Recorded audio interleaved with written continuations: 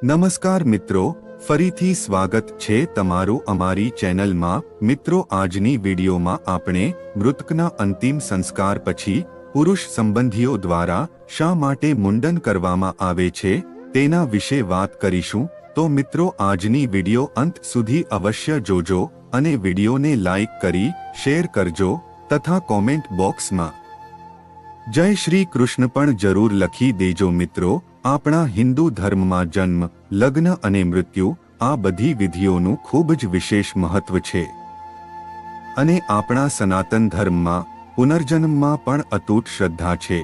તેથી જ મૃત્યુ પછી મૃતકની આત્માને મોક્ષ અને શાંતિ પ્રદાન કરવા માટે પણ ઘણી બધી વિધિઓ કરવામાં આવે છે। પરંતુ શું તમે ક્યારે વિચાર્યું છે કે તેની પાછળનું ધાર્મિક અથવા સામાજિક કારણ શું છે? ગરુડ પુરાણ અનુસાર કર્મકાંડો અને કર્મ કરવાથી જ આત્માને મોક્ષ મળે છે, અન્યથા ખરાબ કર્મોથી તે આપોઆપ અધોગતિ પામે છે। આ પ્રક્રિયામાં માથા અને ચહેરાના તમામ ભાગોના વાળ કાપવામાં આવે છે।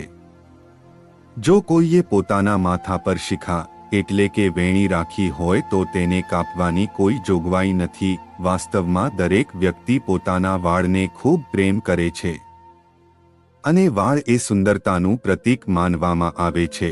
પરંતુ જ્યારે પરિવારના કોઈ સભ્યનું મૃત્યુ થાય છે, તે મૃતકના અગ્નિ સંસ્કાર કર્યા બાદ તેના પરિજનો દ્વારા પોતાના વાળ ઉતારીને મુંડન કરવામાં આવે છે। એક સ્વજનના મૃત્યુ પછી મુંડન કરાવવા પાછળ એક મોટું કારણ છે। મૃત વ્યક્તિ પ્રત્યે આદર દર્શાવવા માટે મૃત વ્યક્તિએ તેના પરિવારના સભ્યો માટે ઘણું કર્યું છે અને વર્ષો સુધી તેમની સાથે રહ્યા છે, તેમના વિકાસ માટે બધું જ બલિદાન આપે છે। તેમના સુખદુઃખમાં હંમેશા તેમના પરિવારની પડખે રહે છે। પરંતુ જ્યારે તેઓ તેમના પરિવાર માટે ઘણું બધું કરીને મૃત્યુ પામે છે, ત્યારે સંબંધીઓ મુંડન કરે છે તેમના સાંસારિક કૃતજ્ઞતાના ચિહ્ન તરીકે, જેથી મૃતકના આત્માને આ નિયમ દ્વારા પ્રાપ્ત થતા આદરને કારણે સંતોષ મળે છે। ગરુડ પુરાણ મુજબ પરિવારના કોઈ સભ્યના મૃત્યુ પછી લાદવામાં આવે છે તે સૂતક કહેવાય છે। તેના પરિવારના સભ્યોમાં એક પ્રકારનો શોક રહે છે। અશોચ એટલે કે અશુદ્ધતા। આ અશુદ્ધિમાંથી મુક્તિ મળે તેથી જ મૃત વ્યક્તિના પરિવારના સભ્યો માટે ધાર્મિક વિધિઓનું પાલન કરવું જરૂરી છે।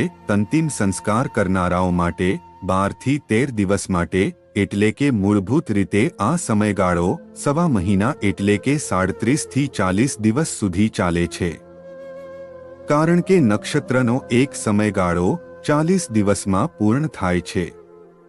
મૃતક સાથેના સંબંધો તોડી નાખે છે। મૃતકની આત્મા તરત જ તેના મૃત્યુને સ્વીકારવા તૈયાર નથી હોતી, તેથી તે મૃતદેહની આસપાસ ફરતી રહે છે અને પછી તે ઘર અથવા પરિવારના સભ્યોની આસપાસ ફરતી રહે છે। આ સંપર્કને સંપૂર્ણપણે તોડવા માટે માથા પરના વાળ મદદરૂપ થઈ શકે છે।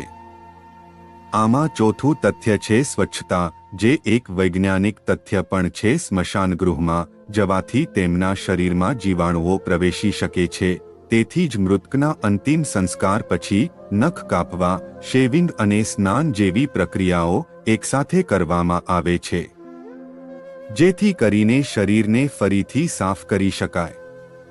મુંડન કરાવવાથી આપણે ઘણા પ્રકારના ચેપથી મુક્તિ મેળવીએ છીએ, કારણ કે સ્ત્રીઓ સ્મશાન ગૃહમાં નથી જતી, તેથી તેમના વાળ કપાવવાની કોઈ જોગવાઈ નથી। તેથી ફક્ત પુરુષ સંબંધીઓને વાળ કપાવવાની જોગવાઈ છે। તો મિત્રો, અમે આશા રાખીએ છીએ કે તમને આ માહિતી પસંદ આવી હશે। તો મિત્રો, આજની વિડીયોને લાઈક કરી શેર કરજો તથા અમારી ચેનલને સબસ્ક્રાઇબ પણ જરૂરથી કરી લેજો। જય શ્રી રામ, જય શ્રી કૃષ્ણ, હર હર મહાદેવ।